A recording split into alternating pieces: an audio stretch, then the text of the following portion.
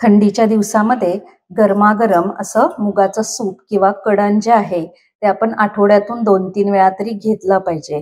कारण हे डायजेशनला इझी असतं. त्याच्यामधून आपल्याला भरपूर एनर्जी मिळते आणि शिवाय ते हाय प्रोटीन आहे.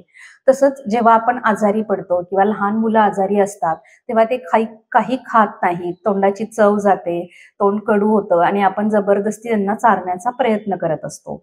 परंतु नॅचरली आपली बॉडी रिस्पॉन्ड करत असते, की जेव्हा आपण आजारी पडतो ना, आपल्या शरीरामध्ये आजार निर्माण करणारे जे जीवाणू, विषाणू असतात, ते जर आपण खूप चांगलं चांगलं खाल्लं, पचायला जड असणारं किंवा असं अजून दुसरं हेवी फूड खाल्लं, तर त्याच्यामुळं ते जे जीवाणू आणि विषाणू आहेत ते लवकर नष्ट होत नाहीत.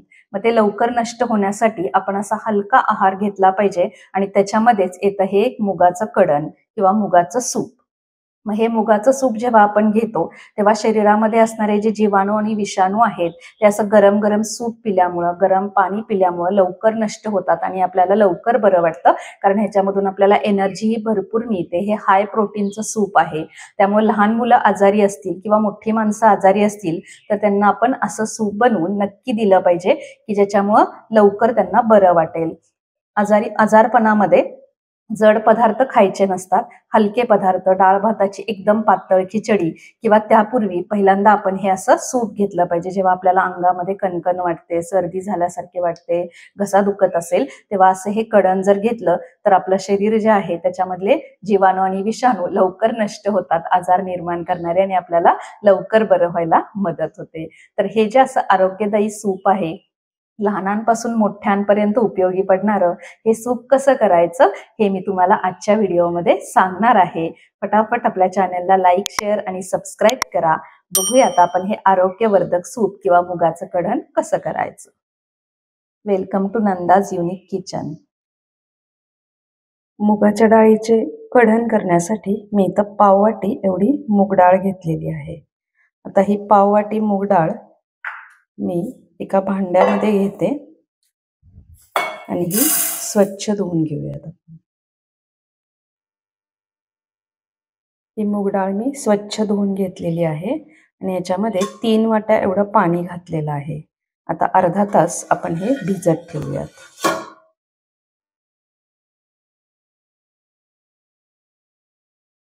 अर्धा तास भिजवल्यानंतर ही डाळ आपण गॅसवर ठेवूयात शिजायला.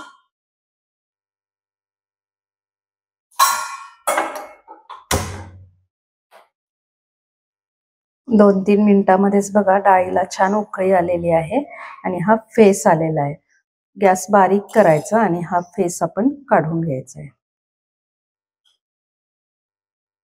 हा सगळा फेस आपण काढून घेऊयात.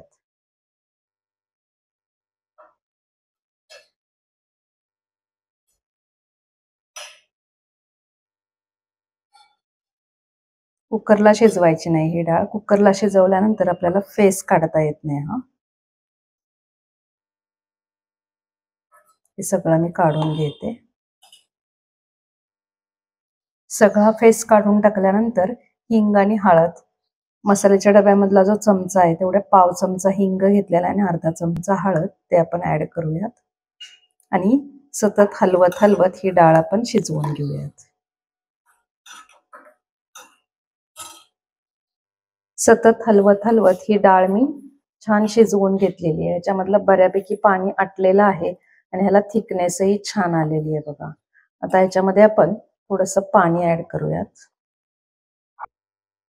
डाळ शिजताना बऱ्यापैकी पाणी आटलेलंही आहे आणि काही इव्हॅपरेट होऊनही जातं. आपण फेस काढलाय त्याच्याबरोबरही गेलेले, म्हणून 1 वाटी एवढं मी गरम पाणी ऍड करते आणि परत 1-2 मिनिटासाठी ह्याला उकळून घेऊयात आपण.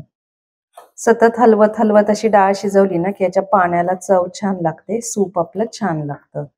बघा तुम्ही, कन्सिस्टन्सी पण खूप छान झालेली आहे याची आणि डाळ शिजलेली छान आहे.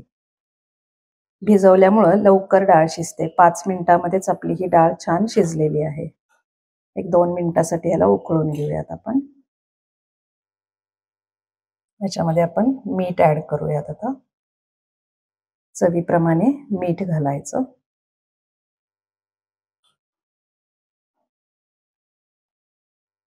आणि परत हलवून 1 अर्ध्या मिनिटासाठी हे उकळून घेऊयात.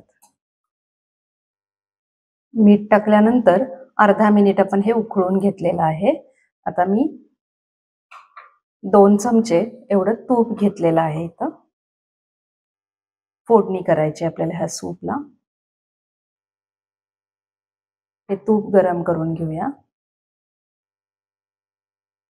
तूप छान गरम झालेलं आहे.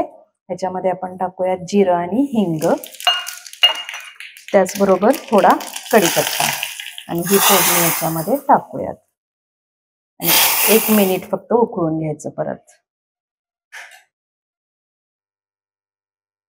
1 मिनिट हे छान खळखळ असं उकळलेलं आहे बघा. आता मी गॅस बंद करते. मस्त आता हे गरमागरम मुगाचं कढण किंवा सूप आपण सर्व करूयात. खूप छान चव येते ह्याने तोंडाला. थंडीच्या दिवसामध्ये आठवड्यातून 2-3 वेळा तरी असं मुगाचं कढण घेतलं पाहिजे. हे हाय प्रोटीन आहे आणि शिवाय इझी फॉर डायजेशन. आणि तोंडाला चवही छान येते. असं मुगाचं कढण तुम्हीही नक्की करून पहा आणि मला कमेंटमध्ये सांगा तुम्हाला ह्याची टेस्ट कशी वाटली. भेटूया परत एकदा अशाच माहितीपूर्ण रेसिपीमध्ये. Till then, good bye.